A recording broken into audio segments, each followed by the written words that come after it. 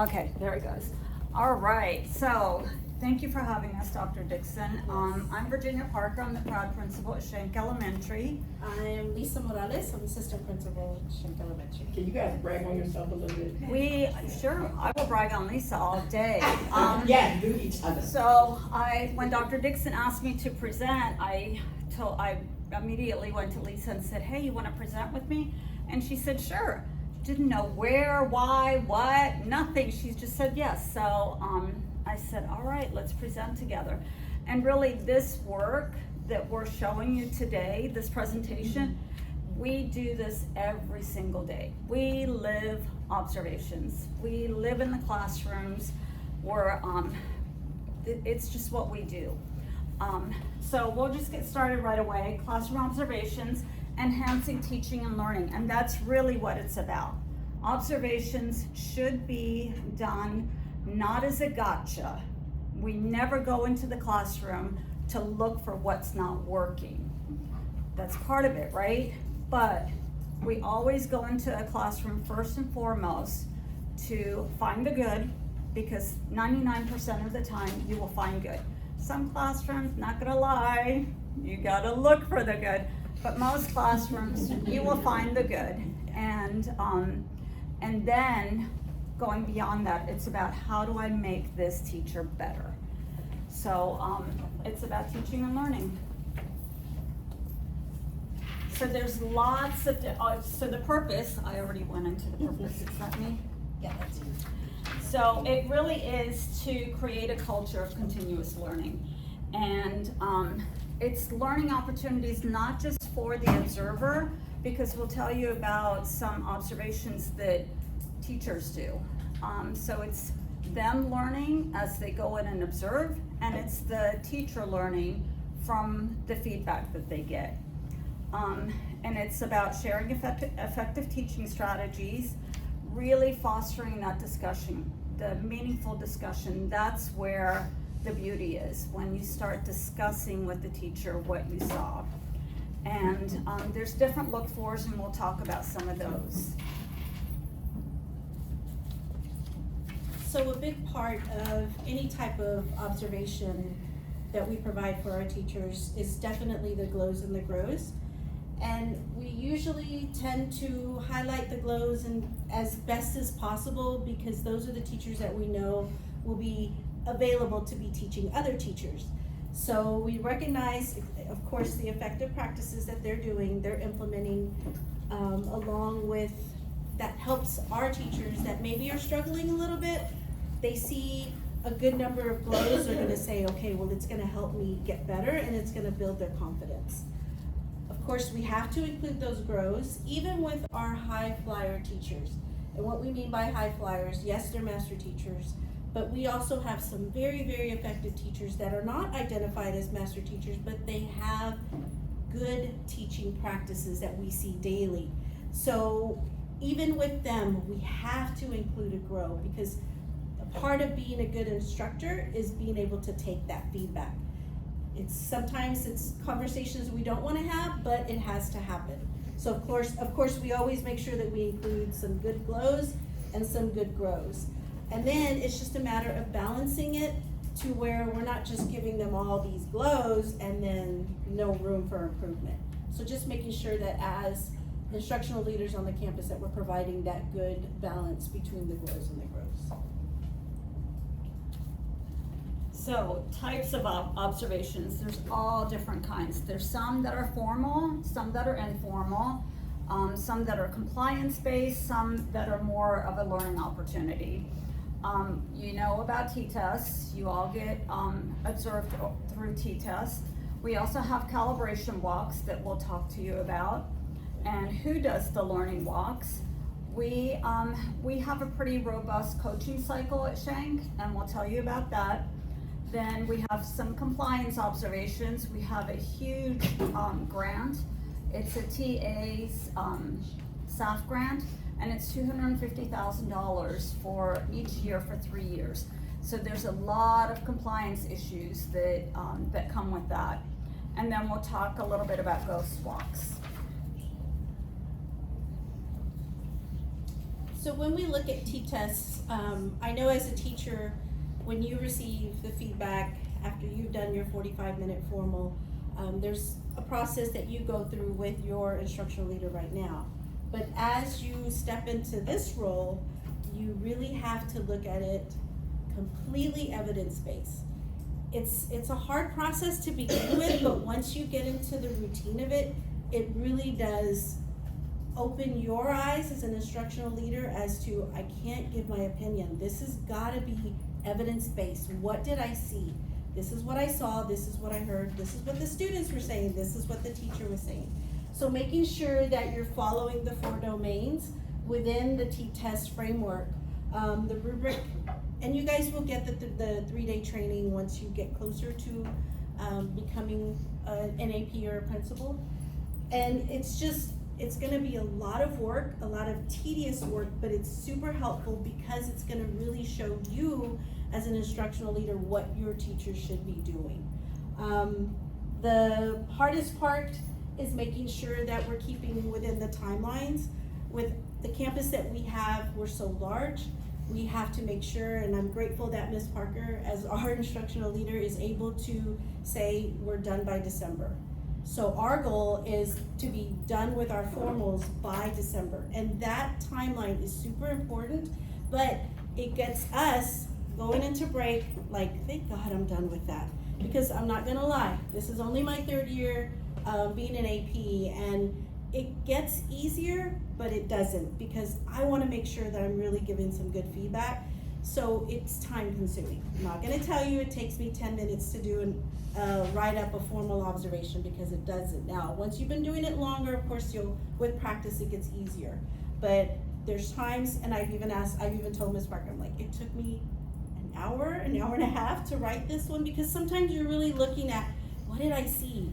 And I wanna make sure that I know that I'm being really, really good with the evidence. So you're gonna keep hearing that evidence piece on the T-test, but just so y'all know, it gets easier, but it is gonna take some practice. And then of course, throughout the year, like right now, we're working on our snaps and our comps, making sure that we're keeping within that timeline. So we were planning on being done before spring break, but it's looking like we might do a week after. But just so y'all know that it is possible with the large campus to get all of this heavy load done in a timely manner. So the 3 parts of a T-test, there's snapshots, there's comprehensive walkthroughs, and there are the formal observations. The snapshots are just quick 10 minutes, go into a classroom. They're not scored, so it's literally just a glow and a grow. And if you're very focused, you know what your focus is, what you're looking for, you can do a good snapshot in 10 minutes. The next part is the comprehensive. So for the comprehensive evaluations, those are 20 minutes. You walk in, again, these are unannounced. You're not telling your teachers, okay, I'm gonna go come and do a comp at this time, at this day. You walk in unexpectedly, observe the teaching that's happening, and then you look at the domains 2 and 3. That's where you're gonna do another rating. And what's helpful with these type of formal observation or observations is if a teacher has a specific skill that they know that they want to work on for the rest of the school year, this is where we can help them really give good feedback to where they are improving by the end of the school year. Again, it does include the glow, the grow, and then any reflection, and then we have teachers, some might just need 1, some might need 3. It just depends on where they're at with all of their past observations.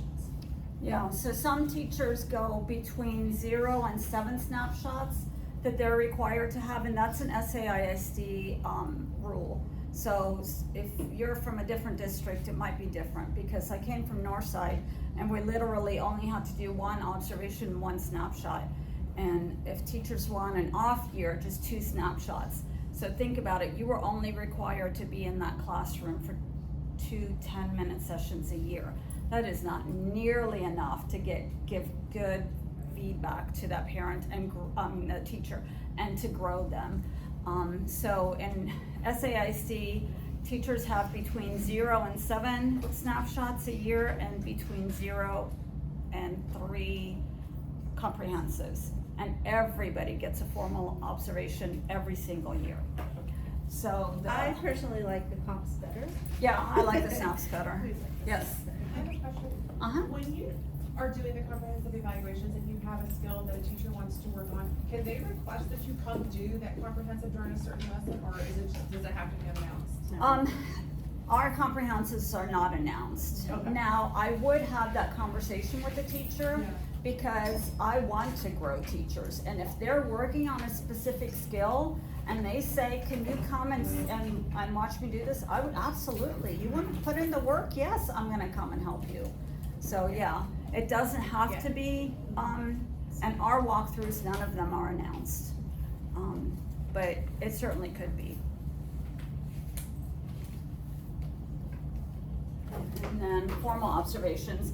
So formal observations, as I'm sure you know, all have a pre and a post conference.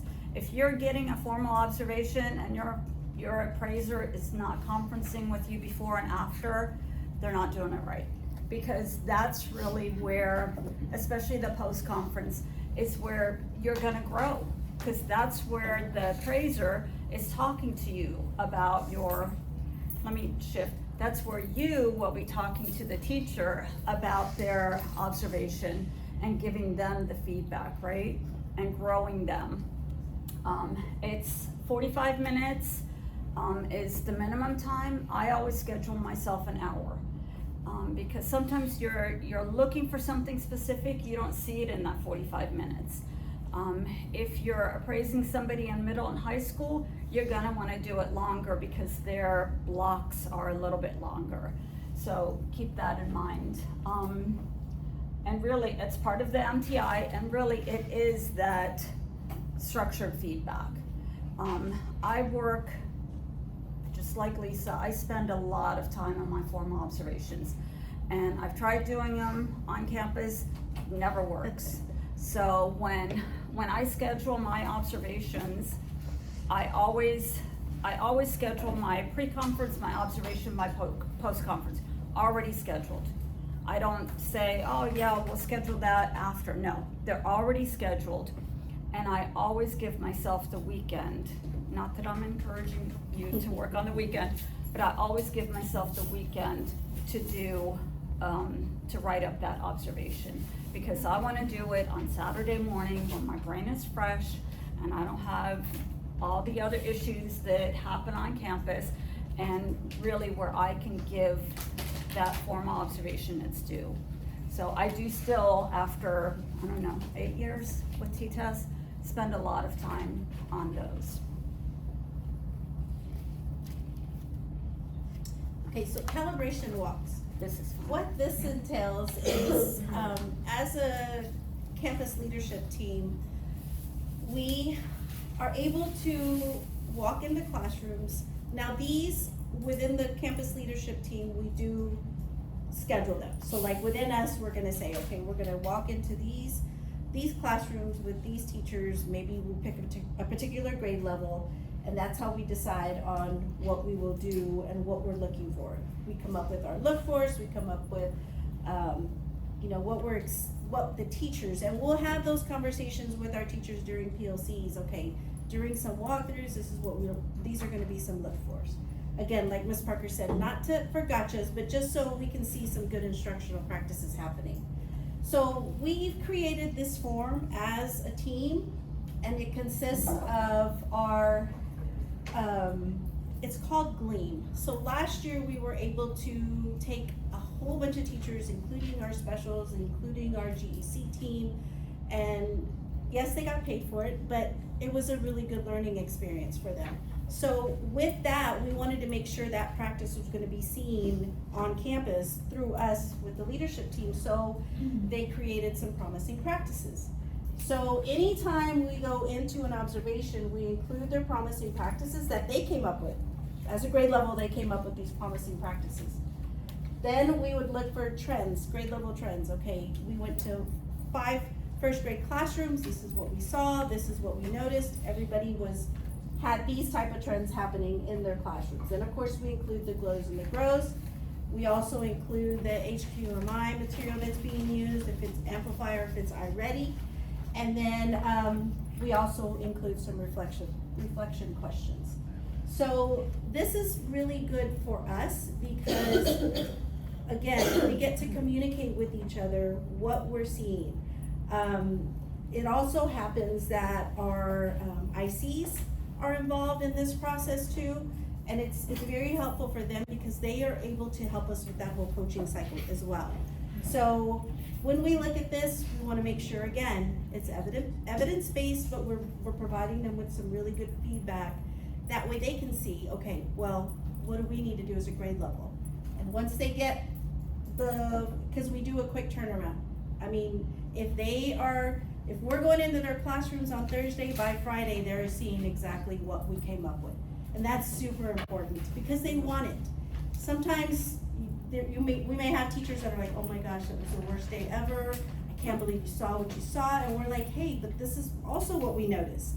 So you were having trouble, well, this teacher was having trouble. So what can we do to make sure that we help you guys improve? So the calibrations has been a very, very successful process so far with our teachers. Again, never a surprise. They know we're coming. For these, they know that we're coming because we have to create a schedule. That way they know what that will look like. So then, who does observations? Well, lots of different groups and lots of varied groups. So on our campus, the campus admin, of course, does observations. We also have sometimes the entire campus leadership team, which includes our instructional coaches. And sometimes teachers do, and we'll talk a little bit about that. Sometimes networks or district instructional leadership teams, they come in for walkthroughs. We also have consultants because we have such a large grant. We do have some consultants that will come and do observations with us. And then we also have TA for compliance. They come and do some observations. Oh, and I should have said, this is our instructional leadership team without Luna. Luna is part of our admin, but he's a senior ops coordinator, so he does everything except instruction. So he takes care of all of our programs, all of our programs, safety, he runs all the ARDs, but this is the instructional leadership team on our campus. This is my network team with Ms. Hamadeh, and no, we're not always eating, but we have that picture. And there was Dr. Aquino when he came to our campus, and he happened to stop and talk to that sweet little girl. So, campus learning walks. This is teachers seeing teachers. So what we did is we created the schedule, and during PLCs, or on a PLC day, at the grade level will go and observe another grade level. The teachers know we're coming, so again, it's not a surprise, but it's just teachers going into another grade and into another teacher's classroom to see what's happening there. We always have kind of a reflection piece, like we did the glows and the grows and the grade level trends. And then we always ask them, what are you gonna take back to your classroom after seeing this? Now, having done this, I did this at Highland Park when Laura and Lisa and I were at Highland Park, and the teachers really liked it. And I said, when we came to Schenck, I said, I wanna do this. And it was a little bit scary because imagine the trust that you need for teachers to go and see other teachers. It's not easy, especially when you're a teacher and all of a sudden you've got 6 teachers and 4 admin coming into your classroom. Sometimes we break it up so it's half of the group sees one and then the other half. But it can be intimidating and it can be scary, but I felt like we had built so much trust and we really, really worked on that culture of the campus that we were able to do this. What we did after we had this structured walk is we opened it up to teachers to just on their own. Now you pick somebody that you want to go see. Schedule it with them to make sure that they're okay with it. and then write a little reflection piece. And what I did, again, going back to that culture, has nothing to do with the observation, but the culture that we had built. What I was looking for, and teachers, you don't even know this, but where it says your name and the teacher you observed, I went in and changed all of those names to their former campus. So I said, Shank is seeing Highland Park teacher. A Highland Park teacher was seeing a Foster teacher. And only in, I think, 3 cases, it was the same campus. And all the other cases, teachers were seeing teachers from other campuses. So I thought that was huge in their trust, and they're building that community already. And the reflections were so incredible, the stuff that they were learning and really reflecting on, going to see these other teachers. If you don't give them the opportunity, this won't happen. Like, teachers are busy. They're not gonna say, hey, I wanna go see another teacher and learn from them. It's not gonna happen. But if you set this up, it can be really powerful. So as far as our coaching cycles, I was fortunate enough to be an IC for 6 years before I became an assistant principal. So, and part of my big role at De Zavada when I was there for 5, and at Arnold when I was there for 1, part of my big role was making sure that I was providing these coaching cycles with teachers. And that to me is like the best part of being an instructional leader, is because you don't ever lose that instructional part. You're constantly doing it. And these coaching cycles is really helpful for making sure that we're keeping up with our teachers that we know are considered tier 3. Just like we tier our students, we tier our teachers. But that's just the reality of what happens on a campus. You have to be real with your high flyers and your teachers that need a little bit of extra support. So as an admin team, we've come up with our teachers. Who do we need to look at? Who are we gonna pay attention to? And what is it that we're gonna do with them to help them improve? We keep these quarterly, so we're tracking what we're noticing in the classroom, whether it's through a SNAP, if it's a formal, if it's a comp, whatever, or even just with our walkthroughs that teachers want to do, or with some of the accountability pieces that we have that are coming in that we gotta do classroom observations with. And we're making sure that we're addressing specific needs that those teachers are needing from us, along with our ICs. Again, we're trying to promote their growth. We don't want them to stay tier 3. The best part about this is seeing that tier 3 teacher move up and continue to move up. And as long, since we've been doing this now for 2 years, I've been doing it with Ms. Parker for 3, but since we're the merging campuses and we've been doing it for 2 years now, it's good to see, okay, you know what? This teacher no longer needs us. Let's move on to somebody who does need us. And then of course, the whole purpose of this too is for our student outcomes. We wanna make sure that our teachers, when they're in front of those students every day, they're doing the best they possibly can for our students. And same thing, making their students, if they're tier 3, what are we doing to move them up? So this process has been very eye-opening for me as an instructional leader, because it makes me keep tabs. How is she doing? What else has she done? Not just looking at data, but the whole classroom and her as a whole teacher to see what she's really improving with, or he's really improving with. And really there's no greater joy than to see a teacher who the first couple of weeks of school was a mess, right? Classroom management was a disaster. Teaching was not happening, learning was not happening, towards the end of the year, or even sooner, like at this point in the year, going into that classroom and just seeing a beautiful classroom with lots of student engagement, students talking, teacher learning, teacher teaching, students learning, and it's all documented. And what I added this year was the student achievement, because we really wanted to not just track what we were, the coaching cycle, like the narrative of what was happening, but also the data to show, yes, this teacher is improving on T-tests, and the students are improving on assessments. So that was a piece we added this year that I think was really powerful. You can't really see it, but it starts with when we went in, and then when we debrief with the teachers, our glows and our grows, the observation notes, but then it also, if we put a reflective piece on there, when we revisit them, we put that information too, okay, this is what we said, this is what we did, how's it going, and so it's just good for the teachers to actually see that we really are focusing on their instruction. One of the less exciting observations are the compliance checks and the site visits.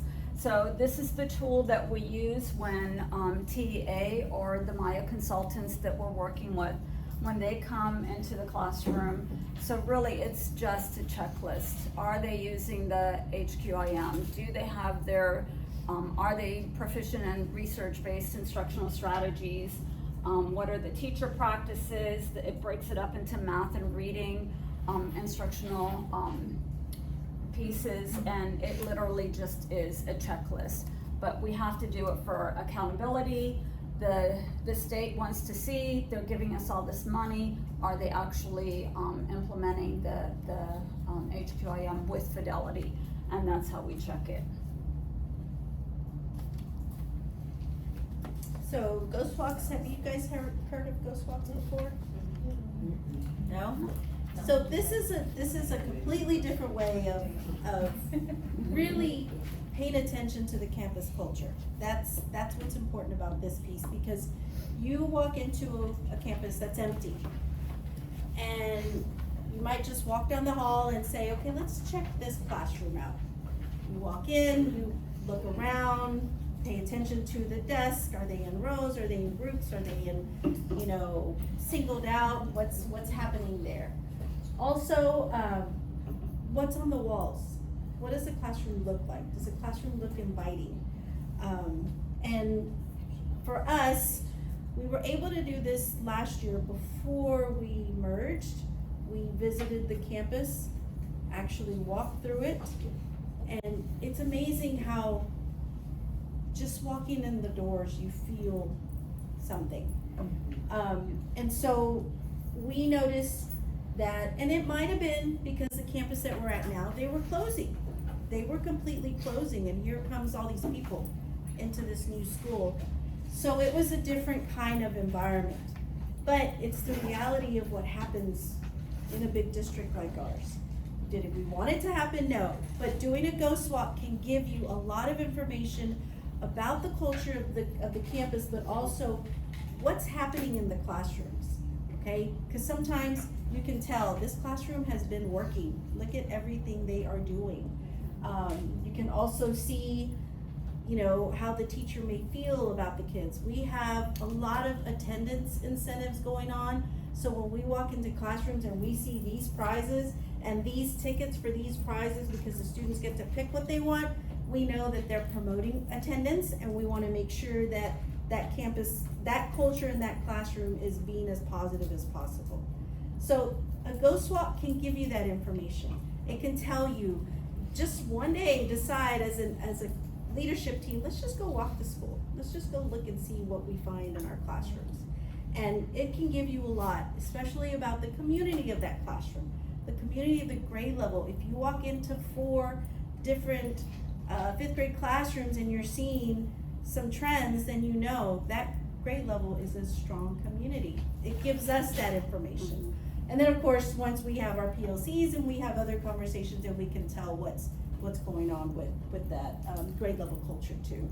So it's valuable to do. It takes time, and everybody has to be gone. Everybody has to be gone to really get a good vision of what a Ghost Walk would look like. So I'm doing my dissertation on student sense of belonging, and this is, doing Ghost Walks is when you really get a feel for what does that student feel when they're in that classroom. So you walk into an empty classroom at the end of the day or even in the mornings, and you just sit and you look around and you see who's represented on these walls. Are there incentives? Is it punitive? Is the data that's on the wall encouraging? Or if I'm that low student, am I gonna see my name at the bottom of the list every time? If I'm a white student or a black student or a brown student, am I gonna see me represented on the wall? Or is it just somebody else? Those are all really important things that you gain from doing a ghost walk. And I encourage you, do it, just walk through, even your own campus. Yeah. So, the look fors. Where are we? Is that me? Is that you? That's me. So, our campus promising practices, this is super exciting. So, like Lisa said, we got to take the entire campus to Unbounded training last summer, and we wanted to walk away with something tangible, right? Something that we could see and observe and really just something tangible. So what we had the teachers do, the grade levels, before we left that conference, is they came up with their promising practices aligned to GLEAM. And GLEAM is grade level, is the work grade level, engaging, affirming, and meaningful. And so this is just one example. I'm gonna step over here. This is just one example. I actually added this, so I don't hang my head. Of a grade level. So they said for grade level, their promise, and this is something that teachers promise that you will see when you come in their classroom. They promise to use and internalize high quality instructional material with fidelity. And reading, they promised that they would use Amplified or the district dual language curriculum. And math, they said they promised to use iReady. And in science, they promised to use Savas. And they also promised to use a variety of formative assessments to monitor and adjust instruction to student needs. For engaging, they promised to create multiple opportunities for student collaboration and discussion. And think about it. This is something I can see when I walk into the classroom. I don't have to guess if this is happening. I can see our students collaborating, our students discussing, or am I gonna walk into a classroom and like here, I'm the one doing all the talking, you're just looking at me. I should have had you do turn-up talks and all kinds of things. Right? For affirming, utilize questioning that encourages students to share their personal perspective and connections to the content. I can hear that. I can hear if teachers are asking students to make those personal connections. For meaningful, purposefully provide applications to the real world in ways that connect students to lived experiences. Are they asking students about their lived experiences? You can see that when you walk in. You may not see all of them all the time, but you're gonna see some of those. And that's why we really had teachers, we had them draft them right there at the conference. Before they left, we had them draft them.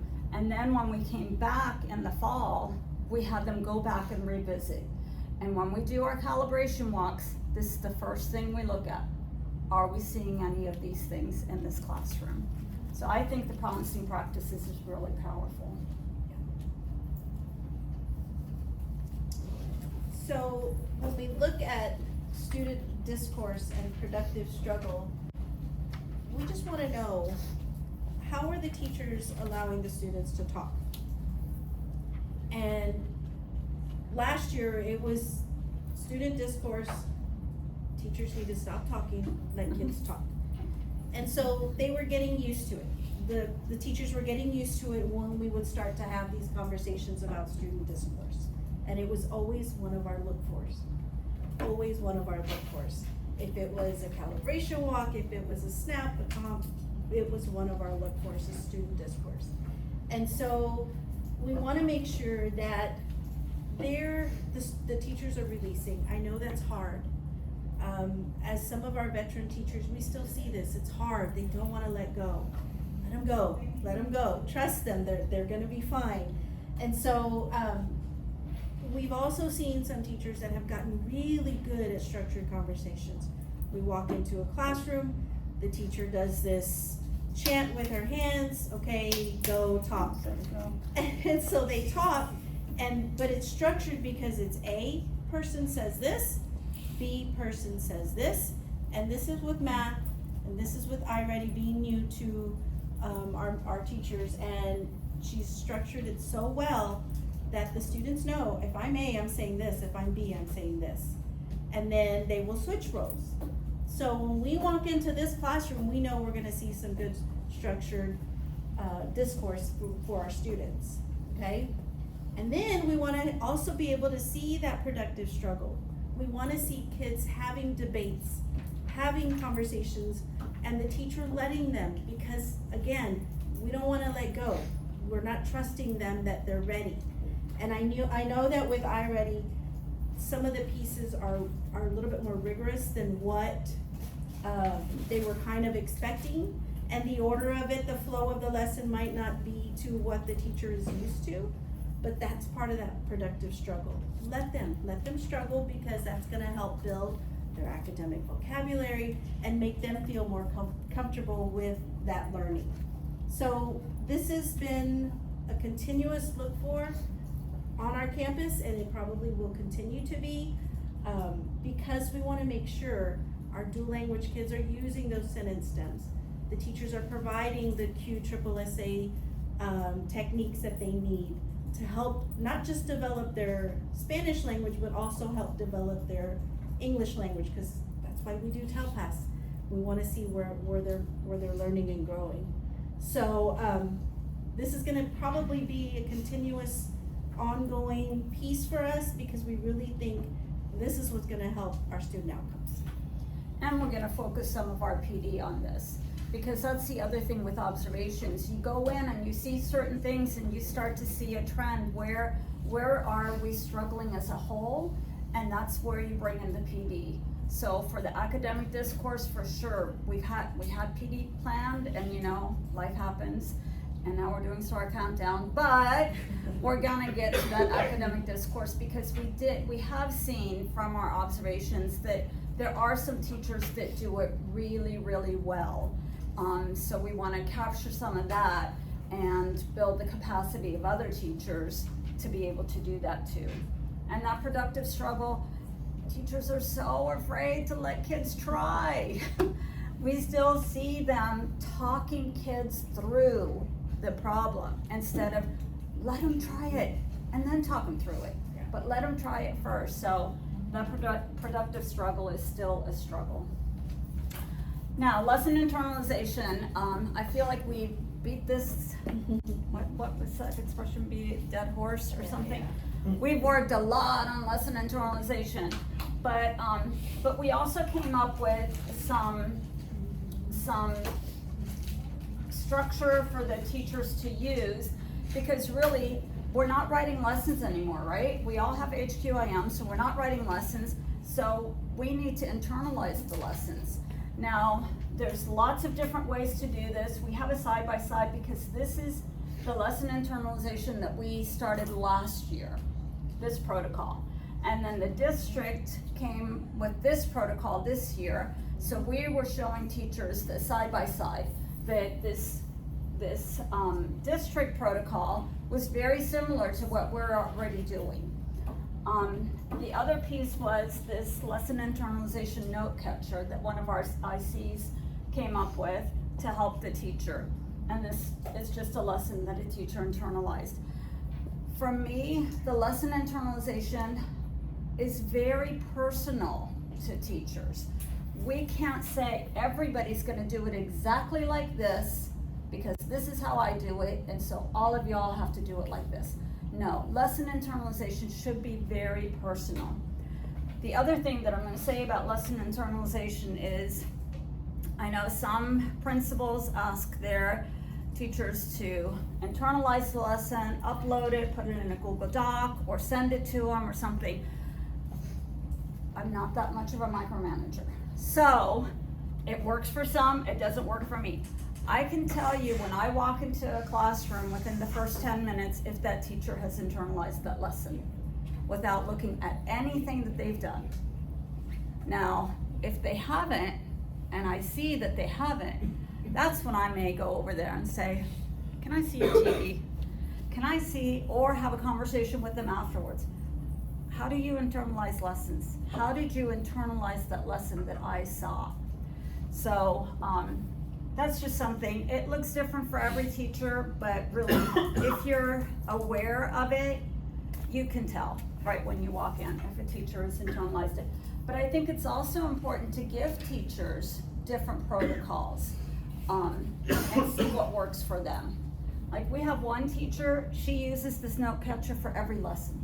Every single lesson she does this note catcher. It works for her.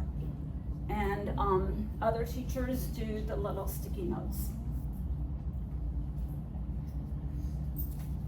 So planning and pacing, of course, since we still have our dual language teachers that are following the district curriculum for the SLAR, we just make sure that when we are having our PLCs that they are being able to talk to their planning, talk to their pacing, making sure that they're keeping up with the YAG, and all of those pieces are still very important as part of that lesson internalization as well. We also, when we walk in, we're not looking to make sure that you said you're on page 45 and why are you on page 32? So, I mean, of course, we do want them to be, if they are a day off, okay, if we're talking 2 weeks, then we have to have a conversation. That pacing is off somehow, how can we fix it? That's where our ICs come in, they're able to plan with the teacher, get them back on track to making sure that the TEKs are being covered the way that they need to be covered. And so I'm talking to teachers right now, so you already know this part, but just so y'all know that this is also an important piece that will come up as an instructional leader, making sure that the teachers are planning, but then they're also pacing and making sure that they're hitting, especially those targeted TEKs that we know continuously show up as red flags. And then with that leads to grouping how they're working in small groups with their kids as well. So this is important. So this is a spreadsheet that we came up with, I think last year. Did we do this last year? Yes. So when we shifted from the lesson planning and teachers actually writing lessons to having the lessons and internalizing, we no longer require that teachers write out their lessons, right? So what they do is they do link the lesson and the slides to the spreadsheet. And this way, when I go into a classroom, this is the first thing I pull up. I pull this up, I see where are they, I'm looking at what they're teaching, I see are they on pace with the YAG, are they teaching the right lesson, and I can pull up that lesson. And it's really powerful to pull up the lesson that the teacher is teaching at that time. When I'm pulling up the lesson, let's say there's a read aloud. I'm gonna timestamp, where are the teachers? Are they taking, this is where that pacing comes in. Teachers take way too long for read alouds. They're gonna take longer than their 30 minutes for a read aloud. And that's when you have that discussion with them. Because if they're taking too long in the read aloud, they're not gonna get to the application. So having that lesson to be able to pull it up and see exactly what they're supposed to be teaching and where they are is really important. Now some of our, I think it was our kinder team, what we did is we had Amplify come in and do a model lesson for them. And to help them with that pacing within the lesson, they now have a timer on every single slide to help them. They know when that timer goes off, if they haven't finished that slide, they need to move on. So, pacing. Oh, tell Tess your favorite thing. It is her favorite. She lives and breathes dual language. Yes. I don't even speak Spanish, so I gotta have her. But since we are a dual language campus, and we happen to have 2 dual language teachers per grade level, we are very, very heavily dependent on making sure that our teachers are including that ELD time for our students, because I'm not gonna lie, before we got there, it wasn't happening. And it was evident. Our TELPAS scores for the last 2 years before we merged, the year before that, the campus was receiving 0 points for TELPAS. So as a admin team, we decided we gotta do something. We've got to do something. So not just for, state accountability, but for our students, cause we felt like we were falling them short on them actually becoming truly bilingual students. And so we implemented some writing strategies this year. Every Wednesday, we have what's called Writing Wednesday.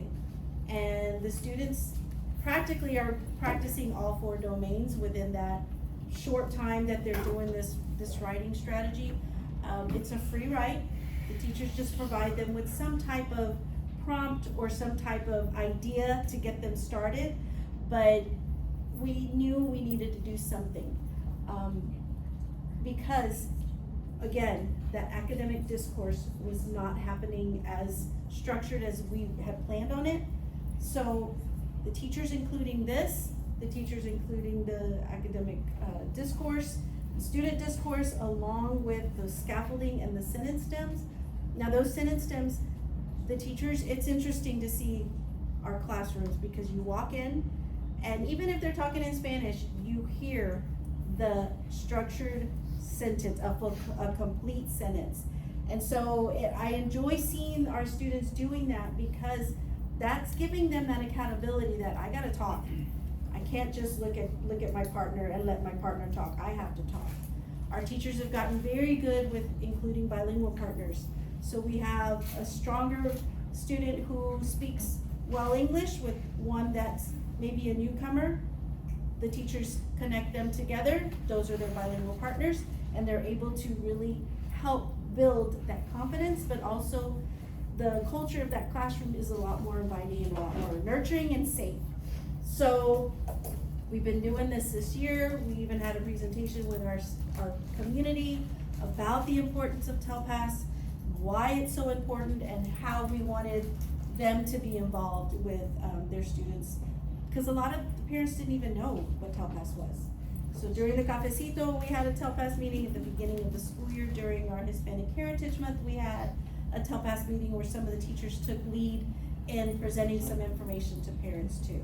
So TELPAS, I was a dual language teacher myself for 15 years, so this will always be like a special place for me.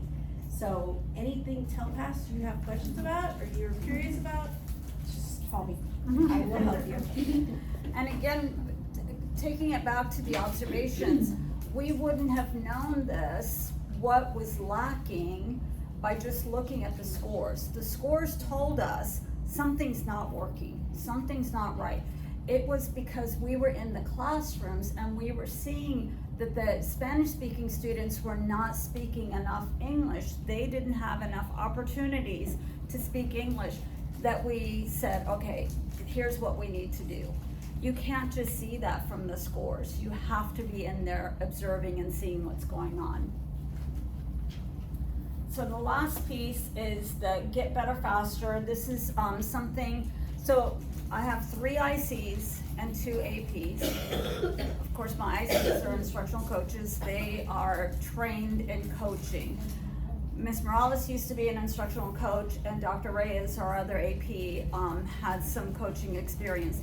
I'm the only one on the team that doesn't have it. So this is something that I knew from my personal growth, I had to get better at coaching. So I have a coach myself. So I have somebody that comes in and does walks with me and coaches me how to be a better coach. And this is the protocol that we use. It's the action steps, really looking for the actions that I want to give the teacher after I do my observation.